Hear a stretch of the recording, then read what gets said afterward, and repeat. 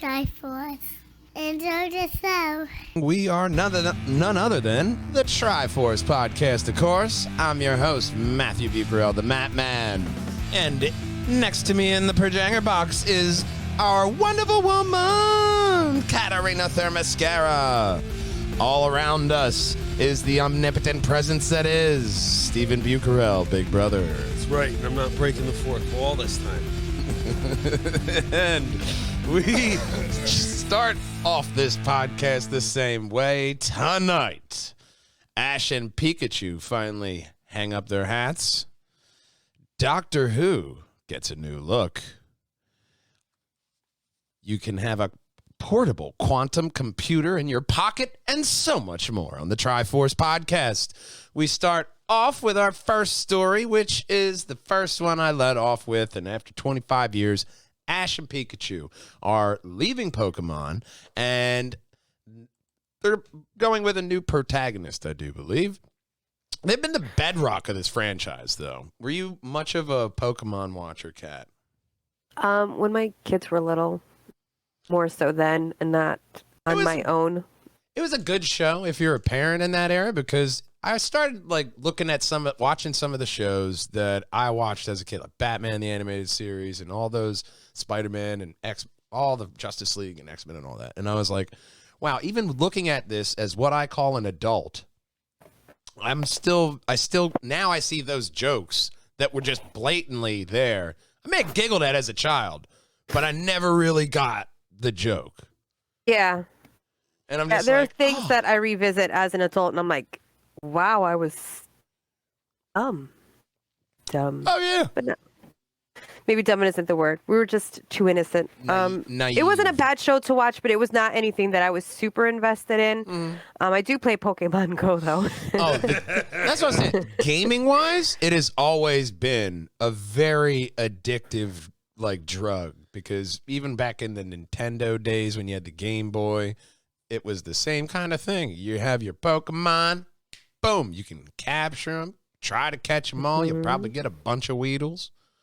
Then you get a Metapod, and all he does is get hard all day.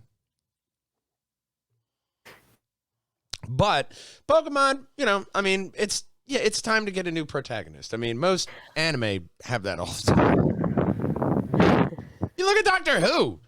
There's always a new protagonist. With all, And antagonist. And sometimes I think that they waited maybe too long to do this. I'm glad that they're doing it. I don't think it's going to hurt Pokemon to change it up a little bit, but I do kind of wish that they had done this already.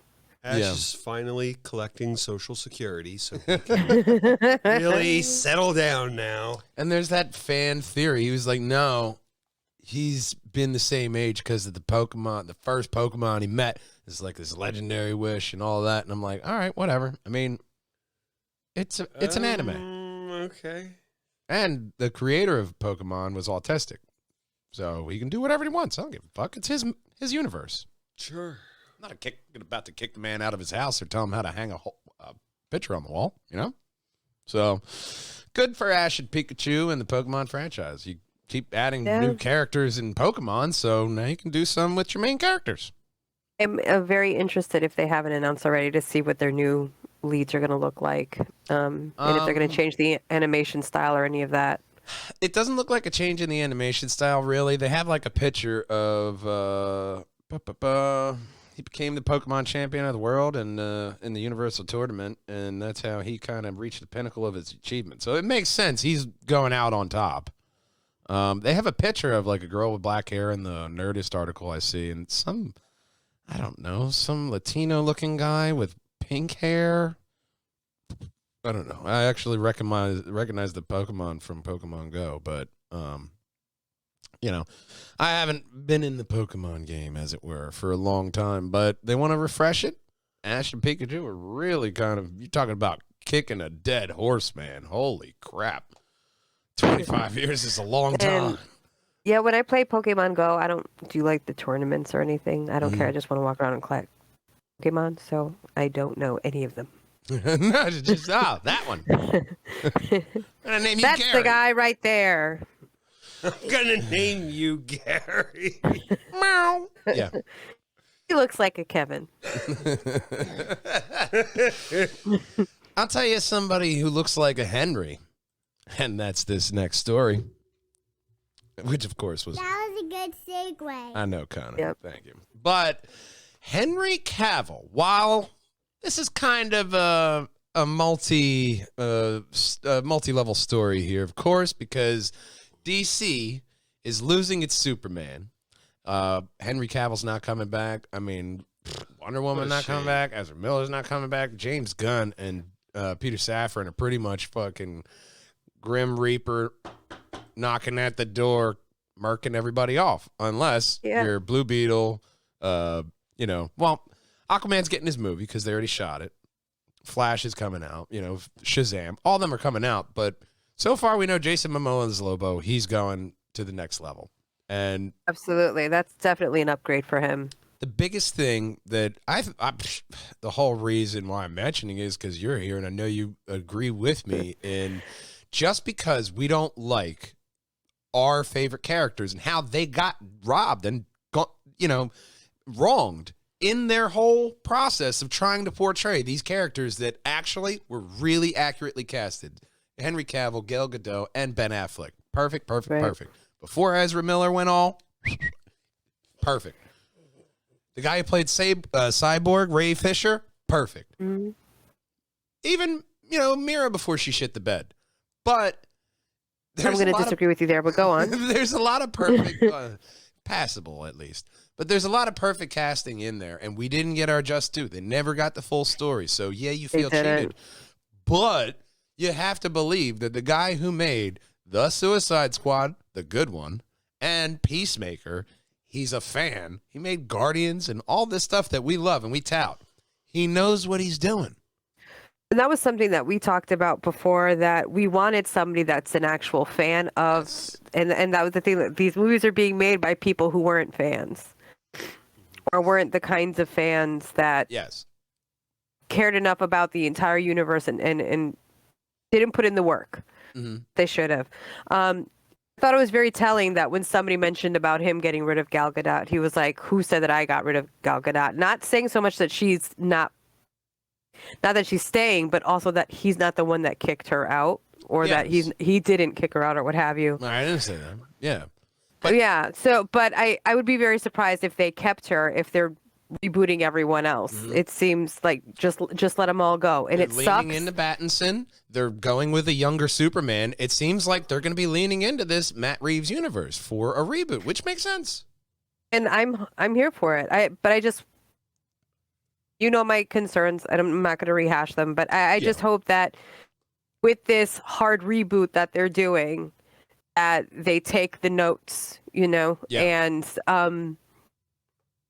take their time to build a better universe. Mm. Hold on, Chris is taking a pee. No, I'm in the kitchen cooking. Oh, okay. Well, thank God we're looking at your cabinets. That's really nice. Yeah, I'm glad we could make it on your list of things, even if it's number 2 or 3. It's mighty what you, buddy. Mighty what you. Well, it's not a number 1 or 2, so.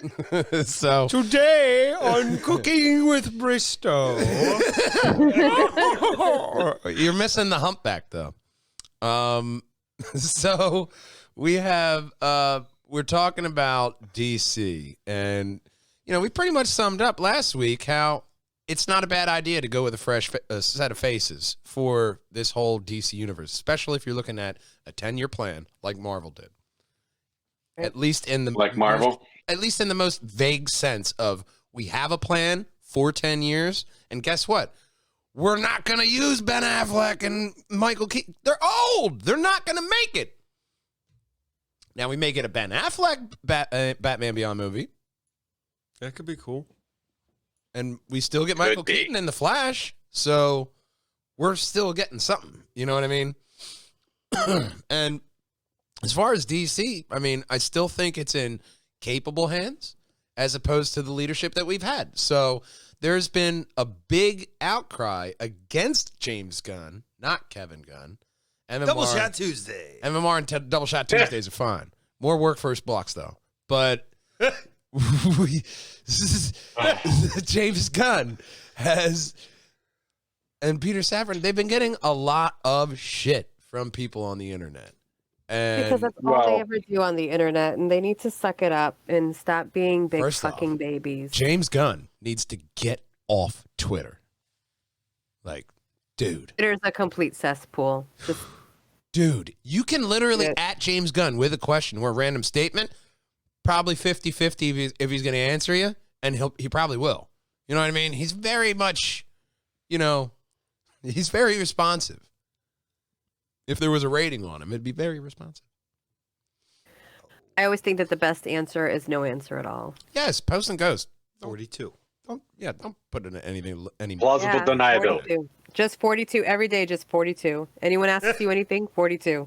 Oh, every chance I can. Bye, Chris.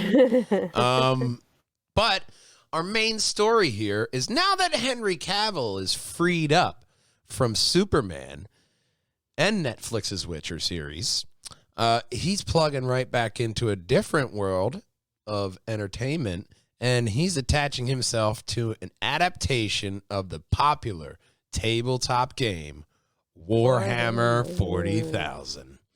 So Cavill will star in and executive produce the franchise for Amazon Prime Video, which acquired the global rights to the IP from Games Workshop.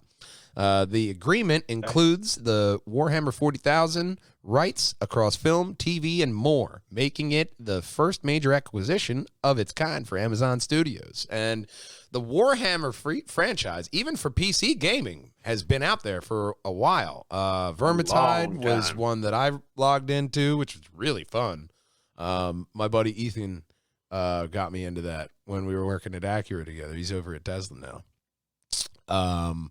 But yeah, man, I mean, Warhammer, it was when you walked into what is now demolished, if I could talk right. Demolished everywhere. Well, this will be our Christmas episode, so and it was Demolalalaished, and that might be the title of the podcast.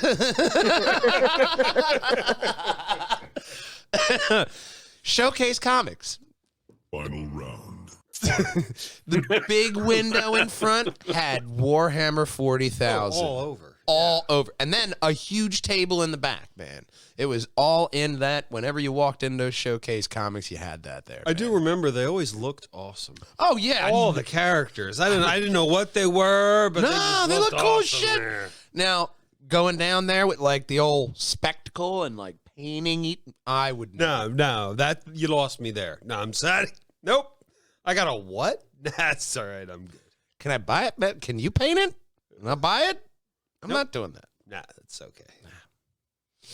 Just where read we this stop. comic. It But seems like Showcase Comics went to Swarthmore, by the way. Cool. I will have to look. Hold that on, up. I think I'll I've have been to there. reach out. Yeah, we'll definitely have to reach out. I loved Showcase Comics when it was in the Grand Run Mall, man. That was where I bought some of my first comics and all that. Oh yeah, it's definitely them because they're showing like BattleTech and Warhammer shit. That's them. Yeah, that's Friday them. Night That's Magic them. and Yep. Marvel Crisis Protocol miniature games. And, Yep. Oh yeah, it's them. Yep. We'll have to reach out. Yes, we will. Showcase Comics. We're coming to you. Here we come. But overall, TV, love that. film, yeah, exactly. TV and film with Amazon Studios, they have their game studio they want to put a lot of focus to. I think this is a big win for Amazon, especially snagging Henry Cavill onto this because he's a huge fan. Nice. And that's where, once again, like the last story, when you have a fan behind a project, it could be super. Mm-hmm. See what I did there? It also super suck, but It could. I just said super. It's super up or super down, however you want to fly. the rest of that is to be determined. Yes. A lot like our next story. Donald Glover is going to star in and produce a Spider-Man movie based on a villain, Hypno Hustler. Boy. So he's finally getting into a Spider-Man movie, but just not quite the one you thought. He's attached to star and produce in the feature set in Sony Pictures Spider-Man universe. Is he going to be Spider-Man? No, he's going to be Hypno Hustler. Oh, okay. Yeah, this says The Hollywood Reporter. Miles Murphy, the son of an actor and comedian Eddie Murphy, is on board to write the project, which has no title, but is said to revolve around the Hypno Hustler, one of the more obscure Spider-Man villains. I mean, it's at least a villain not centered around an animal, so they got that going for it. Yeah, well. Created by It looks cool. Bill Mantlo, the writer who also created Rocket Raccoon, and artist Frank Springer, Hypno Hustler was very much a product of the disco music scene, if you can already picture that in your head. He first appeared in Peter Parker, the Spectacular Spider-Man, number 24, in 1978. His real name is Anthony Delazone, the leader of a band called the Mercy Killers. Got to be metal. Or heavy metal. They're a heavy Death metal metal. disco band. Oh my God, what would that be like? The Bee Gees mixed with Slayer? Actually, no, there is a group that plays a heavy metal version of the Bee Gees. Oh, that would be so I don't remember. great. Yeah, they do. I don't remember their name, but Oh, that's great. That's amazing. Yeah. A metal version of the Bee Gees. yeah, they do. Yeah, it's great. He used hypnosis technology and his instruments on his audience in order to rob them. So right. this is going to be another Morbius. I'm just aiming for the fences, but I think I'm calling a spade a spade. Nah, it'll be different. His 'cause- name is John Cena. I don't think John Cena is even going to want to be anywhere near it, let alone walk into a theater on it. Yeah, no. It's just sad, man. This is what you're pulling from, Sony? Is this all Marvel will let you get? Like, what is going on here? Like, Morbius, like, do we need like what's it called? What's the word? Sounds like starts with When you go against the captain in on a ship. mutiny. Mutiny? There we go. Do we need a Wrong, sir. Do we need a mutiny at Sony exec like we've done in the past here? We're getting Bob Chapek back in there, getting Peter and James Gunn in there. Like, do we need something going over there to Sony for us to get a good movie? I mean, yeah, Spider-Verse, but that's animated. That animated is very easy to dunk. You just have to listen to the fans, and it's very easy to adapt it. And blocks all weekend. When you hear a block of AC/DC, call in and there's tickets or something. That may not actually be a thing. May not be a promotion right now. I Yeah, don't know. but Who knows when you're listening to the podcast? It may. Call in. yeah. It's for 215-263-WMR. You might want to bleep that part out. They might not want to call like they don't. Get enough. bigger. So we've steered off the rails, but on to this next story, which is actually a little bit better because Iron Man is being inducted into the National Film Registry of the Library of Congress. Cool. So Was sus. what? Good job for Iron Man because that movie was fantastic. Even going back and on the rewatches, when you hear Shoot to Thrill by AC/DC, if you don't get goosebumps, you're dead. Yeah, that's good stuff. It's just an amazing scene. I can still see that in my head when he just spins and just starts lighting motherfuckers up. It's a great movie. Why wouldn't you put it in there? Yeah, that's when It's right in there with The Dark Knight and Superman. Yeah, that's when he had to get in the suit. Yeah. Yeah. He was not happy. But, you know. But yeah, the entire film community for collaborating with the Library of Congress. It was somebody thanking them. But yeah, it enthralled audiences with superhero. But it really built on what we have here today. It was the first big step. Jon Favreau, who knew? The guy you just saw in movies here or there. And then after seeing Iron Man, you're like, no, watch this guy. And it just cascaded there. Now, Mandalorian, man. Give me more, John. Where you at, bud? I think Florida?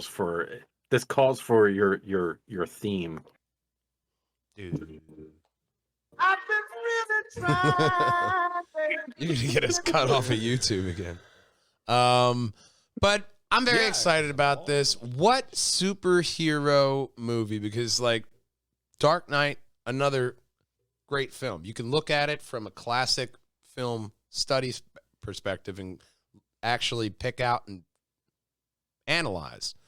Like, Superman. Dark Knight is the perfect one for the classic hero structure, or the story circle. And, I mean, what film would you want to see in there? Because I don't think that, like, some people's crutch is like Infinity War, Endgame. No. What film in that superhero spectrum would you say would be a contender when the time came to put it in the Library of Congress? Because we got, like, Clerks in there. Doesn't have to be great. It could just be a good movie. I love Clerks. So I'm going to throw this one to Kat because I know she's going to say the first Wonder Woman should be in there because as a whole, the superhero film. Yeah. I'd agree with that. Wonder Woman. The first Wonder Woman should be in there because it was. I actually, and this is where, like, my nitpicky stuff gets into. I love that first Wonder Woman. I will forever love that Wonder Woman. It's very rewatchable.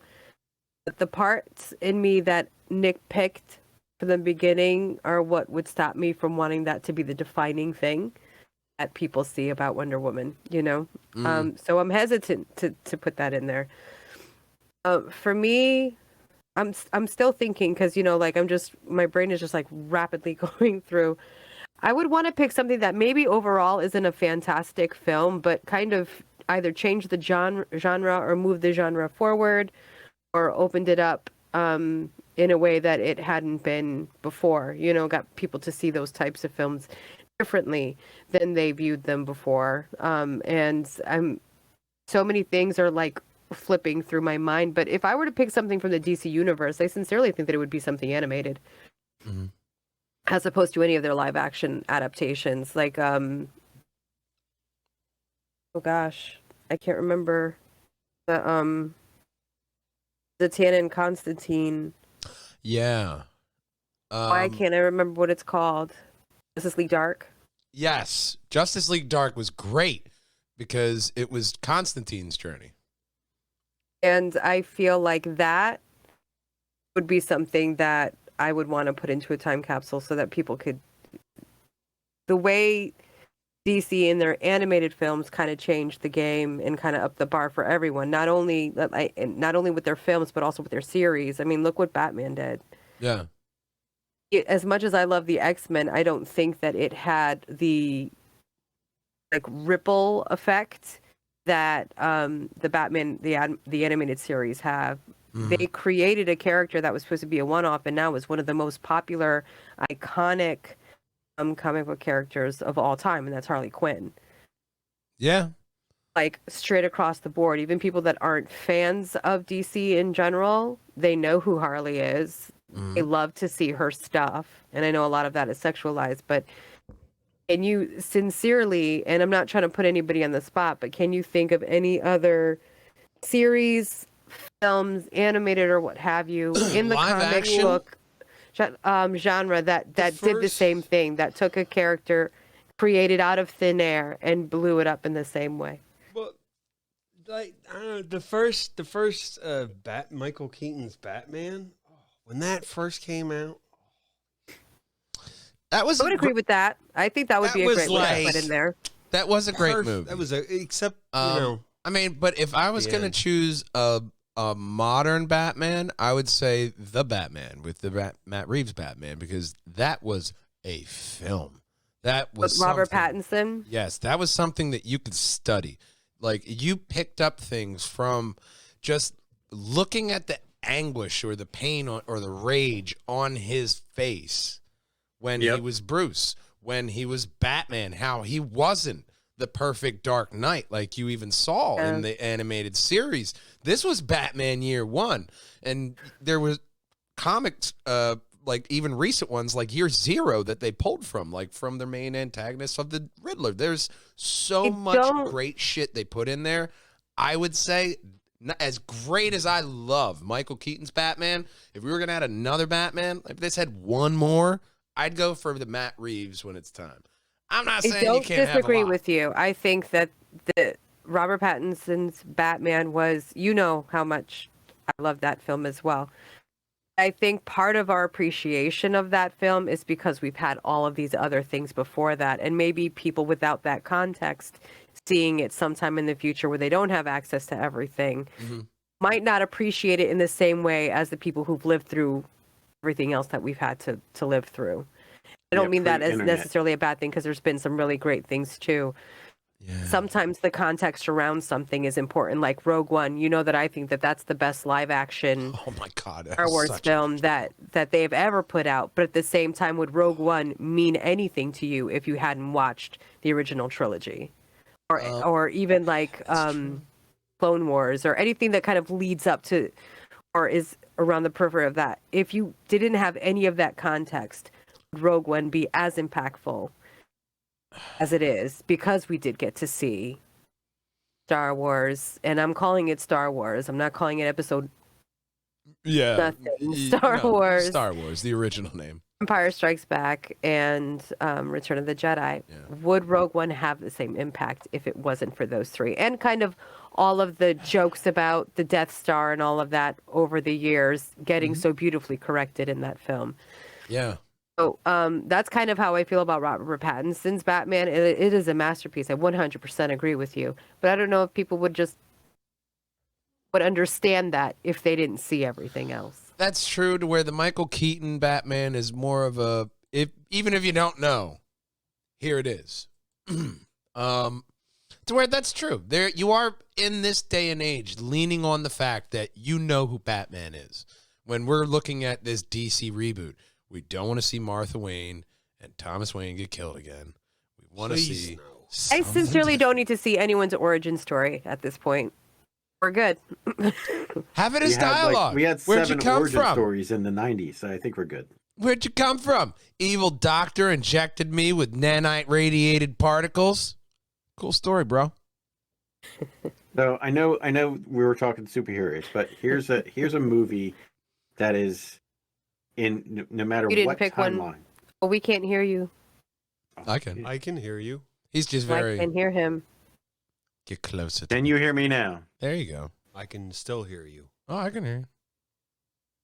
That's Except high. Translate for me, I can guys. hear you now, but not The now. closed captions on. So I can only hear you when you speak. So the Well, I can hear Matt and that's weird. Steve, but I can't hear Chris. she has me muted. No. She purposely muted you. I don't need to hear you. I don't know how. I wouldn't know how to do that. All right. So I'm going to expand this to Star Trek. And the one movie that is rewatchable, doesn't matter what era it is First Contact. First I agree. Contact? Oh, yeah. I No idea what he disagree. said. They're all Star Trek rewatchable. First Contract. First Contract. Oh, First Contact? Yeah, First Contact. That is And the rewatchable. first contract was like, what, 10% off the table? Yeah.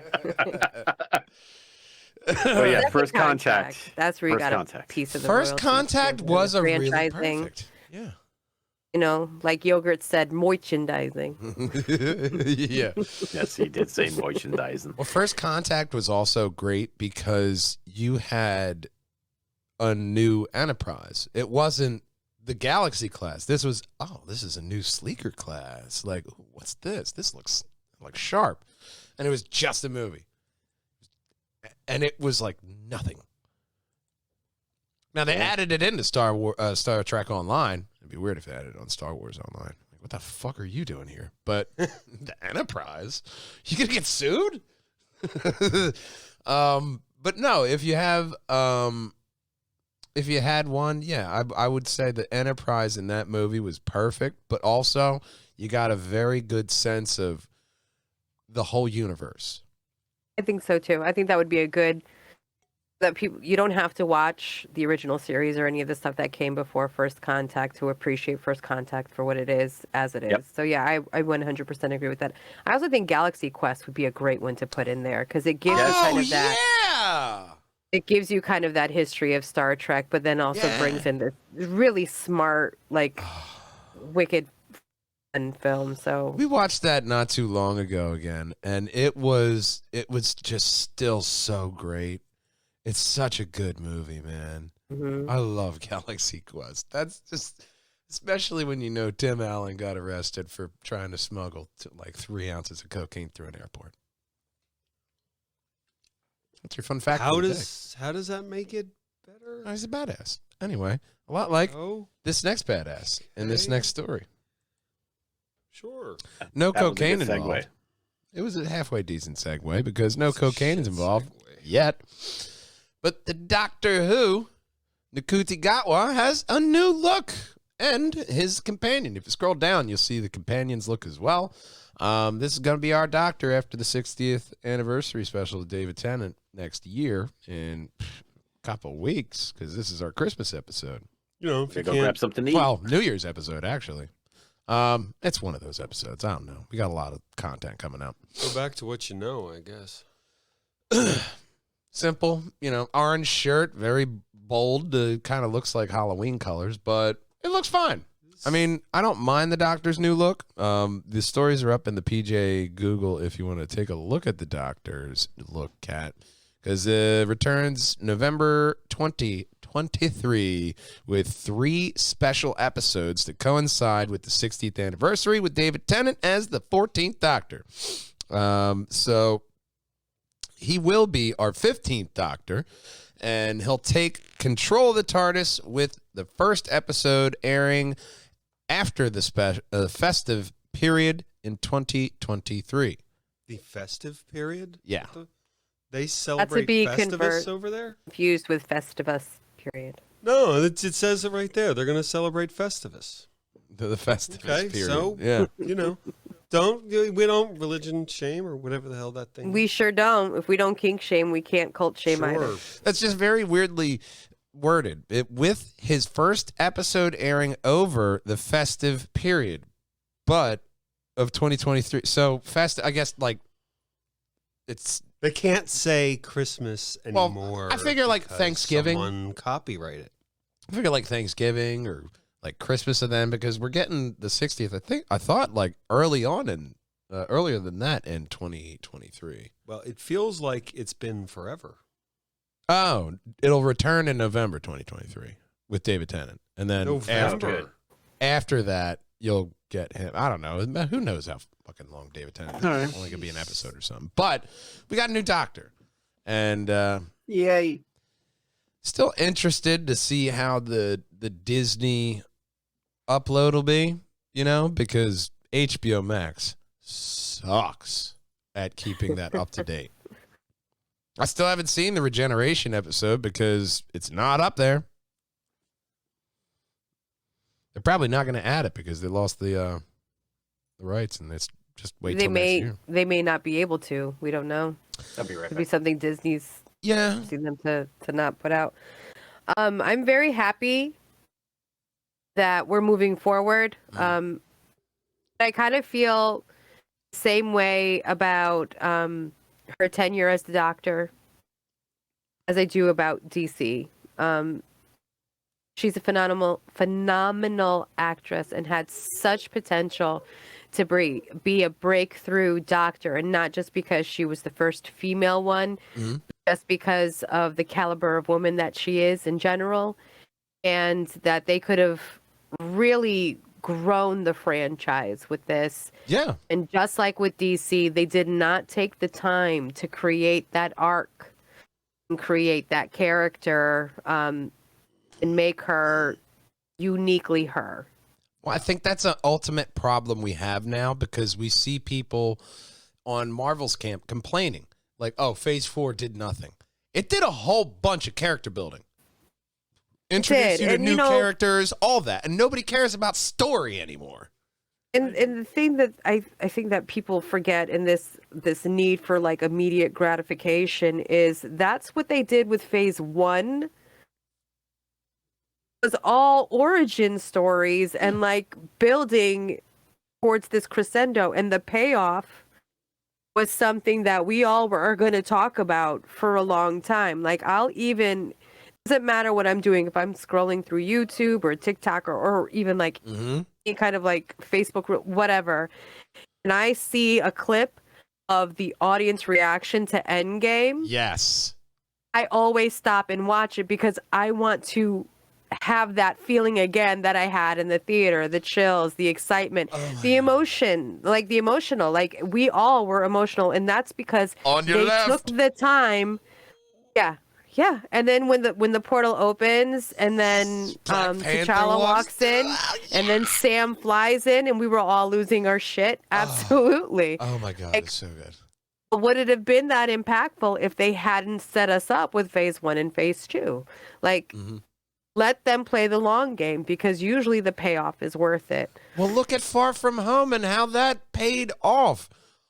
All the years of Spider-Man, Tobey Maguire, Andrew Garfield, and they're coming back for Across the Spider-Verse. Spider-Verse, they had sent out another trailer with Tom Holland, Tobey Maguire, and Andrew Garfield all in the Spider-Verse with Miles Morales, and then you see all of the Spider-Men just gathering around him in this little trailer, and we're getting a lot of Spider-Men, and that's where we're going. That's a successfully built franchise right there. You moved it along when you needed to. Maybe it wasn't the best. Like DC, we're going to try to do our best. We have a good way to go through this crowd. We're going to worm our way. We're going to try to make it. It may not even turn out how we intend right now, but they're open. They didn't even say, like, Henry Cavill can't come back as Superman. They're saying we're going with a younger one right now. That may be where they go all over. Giggity. But we don't know.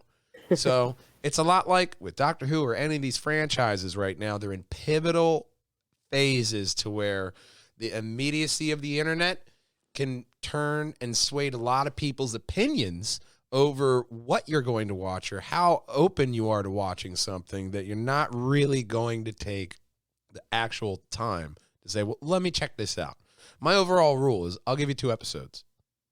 If you can't hook me in 2 episodes, I tried.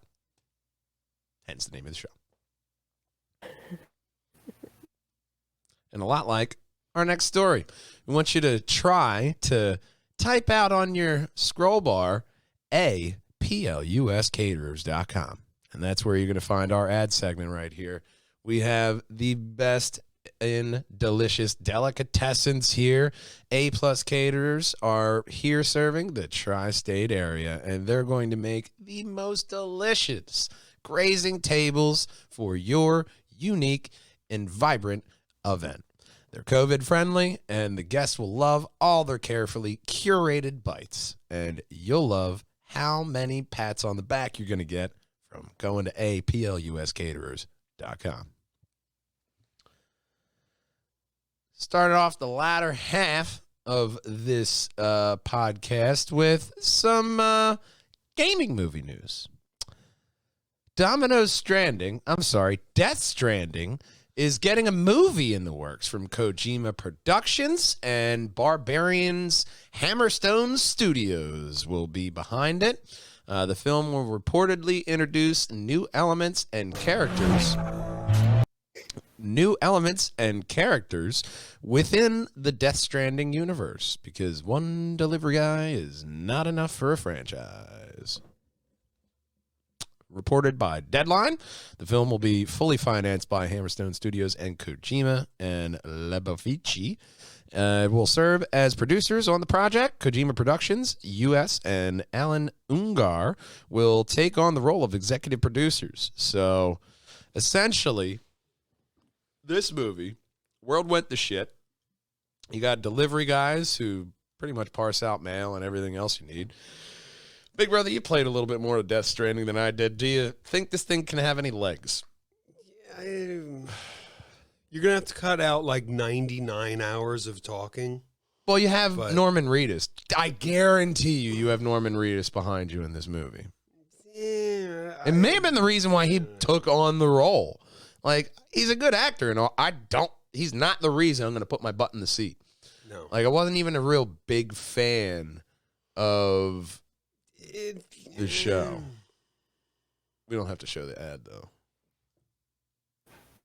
What? No, that's the trailer. Oh, that's the trip. That's not an ad for a Oh, wow. credit card company. That's the trailer. That's Oh, that's No, for it's just- Barbarian. That's the movie they made before this. What? Yeah, that's for official for Barbarian, the thriller horror series. But that's the studio's prior film, so that wasn't an ad.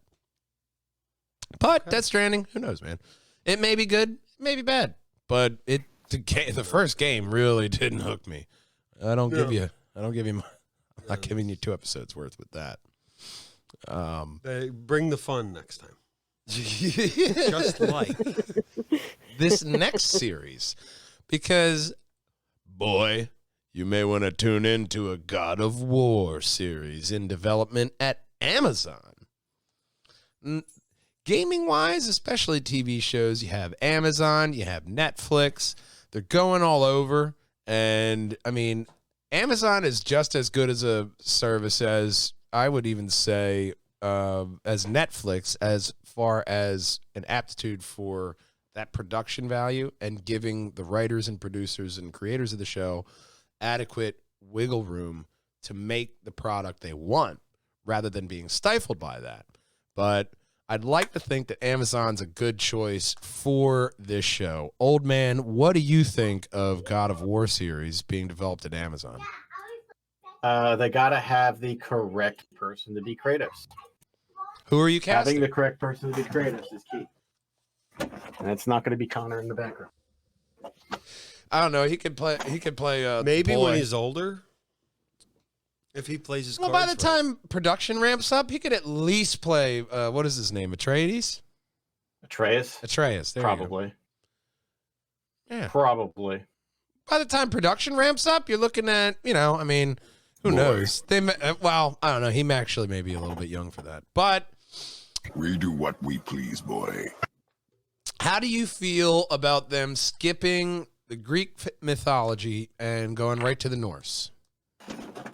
I mean, they can have their own, like kind of like what Halo did with their silver timeline. Mm-hmm. The character is a badass as a whole. You don't need to worry about Yeah. Kratos. Like, that story is, as long as the content is there and the message of him being a badass, but with that levity is Mhm. there, it doesn't matter where you start. Dude, he just needs to kill all the gods. I mean, go back. Babylonian, Sumerian. Keep trucking back, man. Kill all the gods. Give me all those games.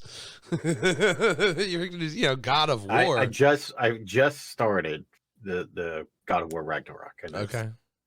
And the spoiler alert: if you haven't played it or seen it on YouTube at this point, You've had your um, chance. Yeah, you have your That- chance. the introduction of Thor and Odin is pretty badass. And Okay. then Kratos is just like, do you agree? I'm like, no. Well, it's a and fat then- Thor, too. And then he goes, and they have this glorious epic battle between both Kratos and Thor, and it's just amazing. Of course, because it's the game. Kratos wins. Yeah. But Well, I more mean, so, yeah. It'd Thor. be a shitty game if you lost. Yeah, unless you didn't do well, then he lost. But the intro to how they introduced Baldur in the last one, Mhm. that was pretty awesome. His storyline with Freya as the mother and Odin as the father, and it is just badass. It's definitely a game. It's on my radar, on my list that I'm going to be checking off, making sure that I do go through both of I those. highly recommend it if you love Greek and Norse mythology I being blended together. do. Ooh, and I love the God of War franchise as a game. And if you can't play it, watch it on YouTube. It's still worth the 24-hour watch on the first run through with no commentary. You can skip a lot of the action scenes and just get to the FMVs. But yeah, I would highly recommend just watching the story is a blessing. Absolutely. There's a lot of places that you can go to do that, you know?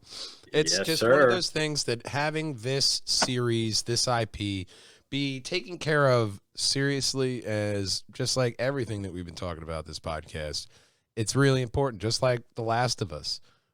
Very, very hopeful, but cautiously optimistic. It could still be crap, or they could not land, the last couple episodes. We've seen a whole bunch of different kind of fails.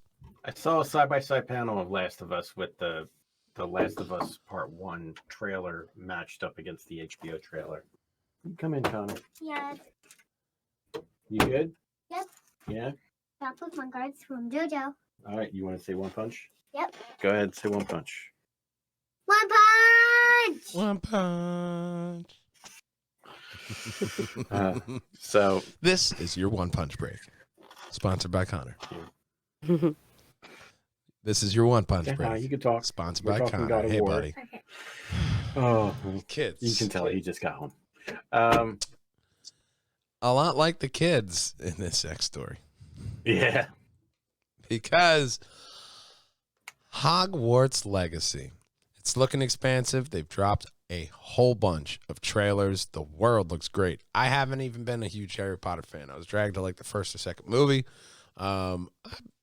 There's that itch that I want to watch, and get it in there because this game looks fantastic. And I probably won't play it though. It lets you murder and torture other wizards. Sign me up. All right. Yeah, I don't need to play a game like that because I can play God of War and just be sated. Well, yeah, no, but we get our best look here at the next. There we go. The next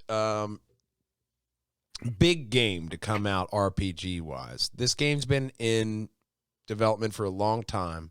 Last gen's been pushed back, and after this trailer, I kind of see because there's a lot of stuff that they're doing with the PlayStation 5 controller and just the output of the whole game. Like, you had to wait for this recent generation to fully get the Harry Potter universe.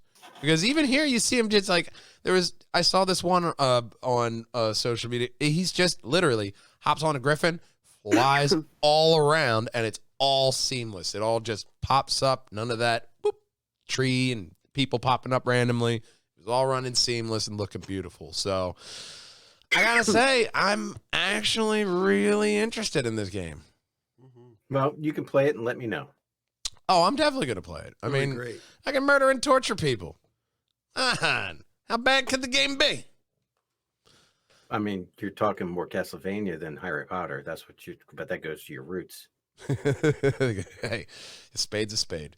But honestly, it's the RPG choice. If you're not excluding that, then that's actually a good thing, because now that's telling me you have choice involved in the playability of the game. How do you want to play this game?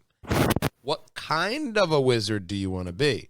And that's the main thing that I'm taking away from this even hilarious option to be able to torture and murder people. I mean, you could be that, Columbine student if you want, but, most people, I would imagine, going to be nice. But you can get into dark magic and all that. So, interesting. I think it's going to be, even if you're not keen into the Harry Potter universe, if you're just into magic in general, and when it comes to gaming wise, I think a lot of people will pick it up. All right. Because it has the looks. A lot like the looks of this next story. Yay. Because you can buy a portable quantum computer for under $9,000. Only 9,000? Tell me more. Well, under 9,000. Most PC gamers are lucky enough to upgrade these days. thinking outside the scope Robot. of NVIDIA 4090 or AMD's RX 7900 range, but maybe you're thinking too small. The future of computing is slowly turning quantum, working with two-state qubits as opposed to normal bits opens up a whole world of computing power. That should probably be as feared as it is respected. Seriously, like how many people do you want everybody having a quantum computer in your backpack? I don't know about that. I mean, It looks like a nuclear device. Or a copy. It No, you looks put like a the- portable copy machine. You put the recyclables up top, and that's where you cram in the bananas. You see, you put the for Rhydonium there. You've been playing too much No Man's Sky, my friend. Yeah. But where is it here? So you should probably be feared as respect. With the potential for a Y2K style shakeup, quantum computing is coming, and it's unlikely any of us will be ready for it when it comes. What am I going to do with a quantum computer? I don't know. The Gemini Mini, Gemini, and Triangulum are all members of this family of portable quantum computers developed by China. Oh, there you go. China's tech hub, Shenzhen, by SpinQ Technology. You can find them available for purchase on Switch Science Co. store starting at 1,188,000 yen, or about 8,700 bucks for the 60-watt Gemini Mini. So you could have a 60-watt quantum computer in your back pocket. I mean, the only way I can see that being useful is as if you're fucking mining crypto, but outside of that. Yeah, I don't know why. Oh, and to actually go live again on our podcast.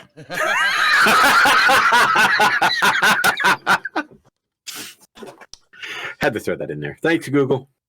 Yeah, but Dick. I thought this was an interesting way of, showing the future, because obviously quantum is that new thing that everybody's going to be talking about. And with quantum computing, you have that increased capacity for processing power, which is going to lead to the next leap and the next leap. So it's not like I think quantum computing is going to be like, it's not going to be VHS. It might be, Laserdisc, but Betamax. or Betamax. You got to wait and see. HD DVD. A lot like people have been waiting to see this end segment, because last week, Katarina had the idea for an end segment, which is the last story in the Triforce folder, because I wanted to have the cast up of Godfather 2. And with the Godfather 2, Katarina said we should fan cast the Justice League with Godfather 2 casting. So we have Al Pacino, Robert De Niro, Diana Keaton, Robert Duvall, Talia Shire. So Al Pacino. Oh, keep going down. Al Pacino. Two-Face. Yeah. Two-Face is a good one. Duvall would be Dr. Fate. Robert Okay. Duvall. I could see Duvall as Dr. Fate. Diane Keaton. I could kind of see her as I think she'd be like a Lois. I was even thinking like Black Canary. What about Bob? Bob De Niro. Joker. Damn, you're going all villains here. Oh, why? Because when I think of them, I think of when they're going like crazy, like angry. Well, Hinged. even those four, we could even do a villain and hero casting, because I could see Al Pacino as Two-Face. I could see Bob. I mean, the Joker would be nice, but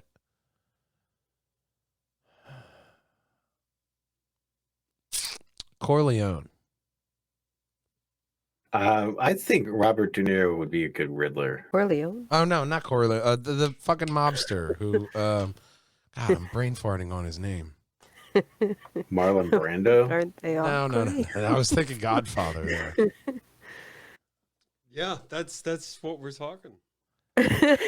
No, there's a DC character I was thinking of. The mobster who's eluding me right now, that was played by Dom Carmine. That's who it was. Or the Falcone family. There was a bunch of them. Maroney's, Don Salvatore. I don't know. I see him as that kind of crime family I can boss. definitely see that.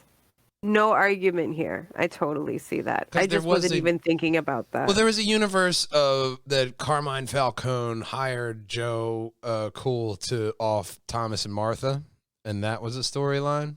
So that's where I'm kind of like Carmine Falcone. He was also like a badass, mobster in there. There was also, as you look at the animated series, there's been a whole bunch of different mob families, but mob boss, that's what I would see him as. Even in the GC universe, I could see him being that mob boss, like, I'm gonna get you, bats. Well, just like Al Pacino, playing into their character types. But for Duvall, I was thinking something different. I was thinking something CG. I was thinking Clayface.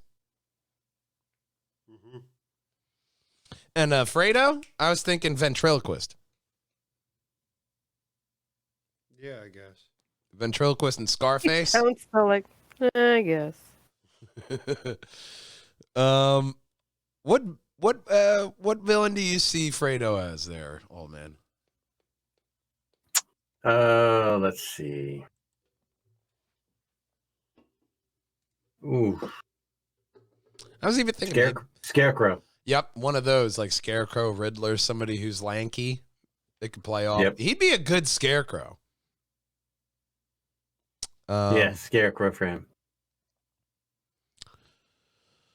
Let's see here. Who else would you just throw some ideas out there? Who else you would think? I don't know any of these other people, so I don't know. They could be anybody.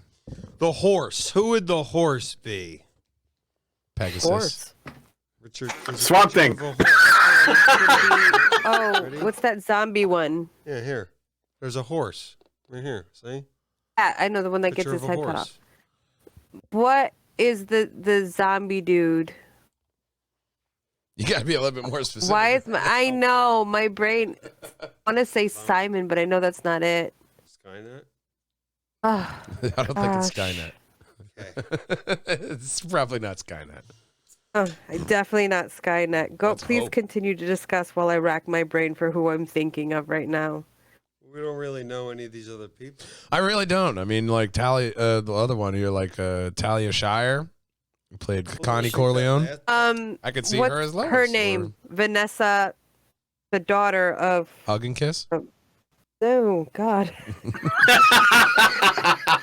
My brain will. You're breaking cat. Stop One it. That was from The of Simpsons. Vanessa Hug and kiss. You're making it worse. It's Helena. Oh yeah. yes, that would work. Struggling so hard to I get would have it. pegged Talia as Poison Ivy, but She's one of the birds of prey. Huntress. Okay. There it is. I was even thinking Talia al Ghul. Talia playing Talia. Two on the nose, maybe. I was thinking more, Poison Ivy for her. Oh, that's a good one. Mm-hmm. Grundy. Solomon Is that his Grundy. name? Solomon Grundy, yeah. Born on a Yeah. Monday. Solomon Grundy.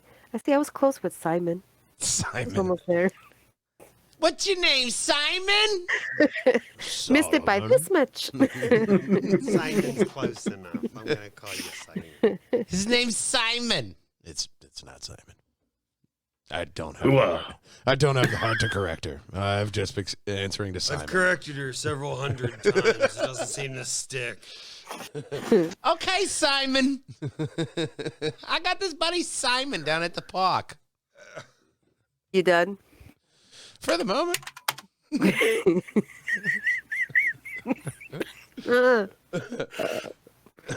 Don't hurt yourself. I know he's not in this one, but where would James Caan be? You know what? I see James Caan as the Green Lantern. You think so? Or the Flash. Because I was thinking, like, 'Cause they're because of his very personality is so sarcastic. big, he would be a good CGI Bane. I also feel like not maybe Commissioner Gordon. He could, He play could also Gordon. be Commissioner Gordon, yes. Yeah, he could play Gordon. He's an actor. He should be able to play anyone. Just saying. Nobody ever fan cast Dan Turpin. Now, R.I.P. play a lion. Go. We'll do Lee Strasberg.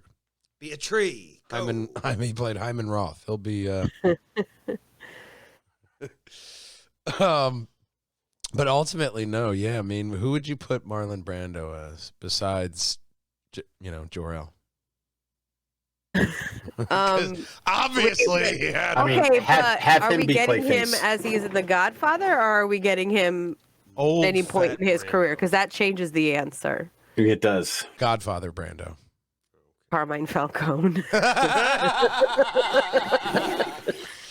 Well, that frees up my Bob De Niro, and I'll have him. Bane. We'll make him Bane. Oh, wow. I will make you blind. I will break your back. I will be your undoing Dark Knight. You think you know the dark? I can't do the accent yet. You think I was you born know in the it. dark, but I was born in the dark. I was raised in darkness. Molded And by- why do I have an octopus on my face? Now give me that orange slice. Can't. So Marlon Brando's still an option. I like Marlon Brando Bane. I think that's okay. See, I was thinking Marlon Brando, like in his later years, Marlon Brando would be Clayface. Oh yeah. Fat Brando is definitely Clayface. Yeah. Like the Island of Dr. Monroe Clayface. God, what a character progression from Jor-El to Carmine Falcone to Clayface. So he could do it all, even dead. I mean, he's even said an actor should be able to act anything. Yeah, exactly. An actor playing an actor. So Clayface would be perfect. I think that's the ultimate casting at the end of the day. On top of Al Pacino being Two-Face, I think he would do good. What hero would you see Al Pacino playing?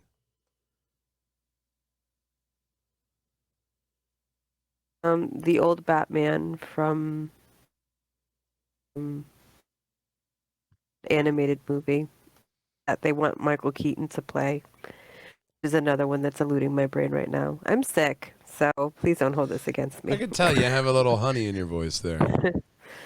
Well, yeah, no, but Al Pacino, I would say Robin. Come on, Batman, we gotta get him. He's getting away. I buy him for like holy horseradish.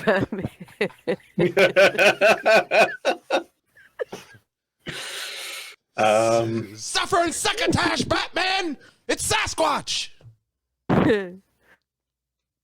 I'm gonna say I would like to see him as Hawkman.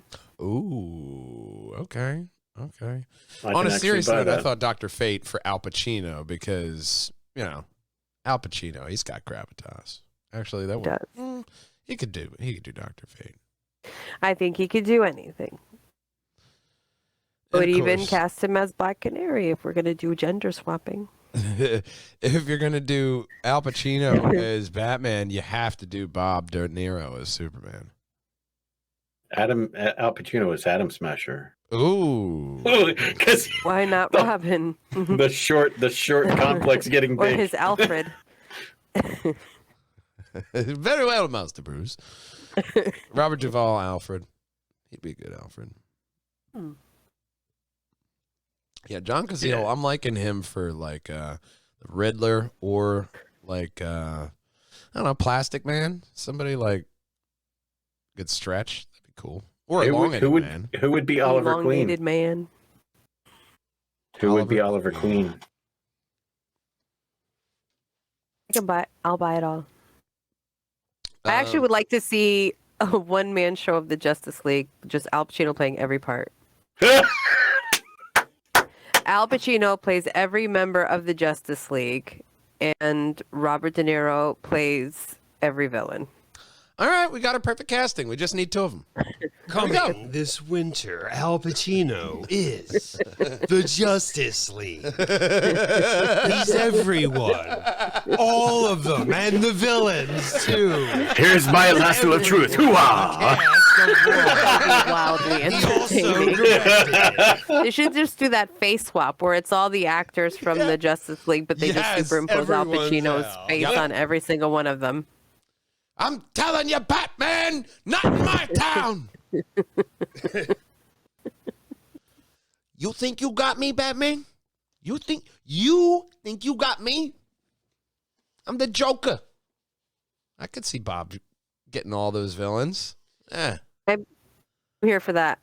Let's make it happen. You know what? I'd love to see Bob do a Mr. Freeze. That'd be dope. James Caan as Lex Luthor. Ooh, Robert Duvall because he's bald. No, he would be the Freeze. Yeah. Robert Duvall Okay. could play all their pets, like Crypto. Does the voice of all the super pets. I would allow that. I would allow that, yeah. That's awesome, though. I think we should edit out the last 20 minutes. I think we're okay. On that note, On that I'm gonna note, go eat. yeah, this is none other than the end of the podcast because we want to thank you out to all you loyal supporters and followers, Moiselle Robinson, Mark Gervais, Matthew Kennedy, all of our friends and family. I'm wishing you a Merry Christmas, Happy New Year. We will see you in the new year with a lot more content, media, the Great Media Comic Con coming May 20th of 2023. And we'll see you there. See you in the new year. As always, this is none other than a long drawn out goodbye. I am your host, Matthew Bucarell, the Mat Man. In the Pajanger box, we have Katarina Thermascara, Wonderful Woman, as well as Christopher Bristol, the old man. Omnipotent presence that is Stephen Bucarell, Big Brother. And our mascot, Hero of Time, Link Diablo, cheering in the new year in his own way. Until next year, we love you, we miss you, we want to see you then. Game on, boys and girls. Bye-bye. Oh no, we're ending it for the year. All right. Bye-bye. Bye-bye. Happy New Year. We're Atreus. You like it because he says, yes, sir. How about we both hear? I hear with this ear, you hear with that ear. Or I can just switch the output. How about that? This kid. Like that. I think we have our perfect Kratos and Atreus because right there. I got Pokemon cards. Okay. You want to say bye-bye? Yep. All right. Go say bye-bye. Go get changed. And say one punch. Bye-bye. One punch. Bye-bye.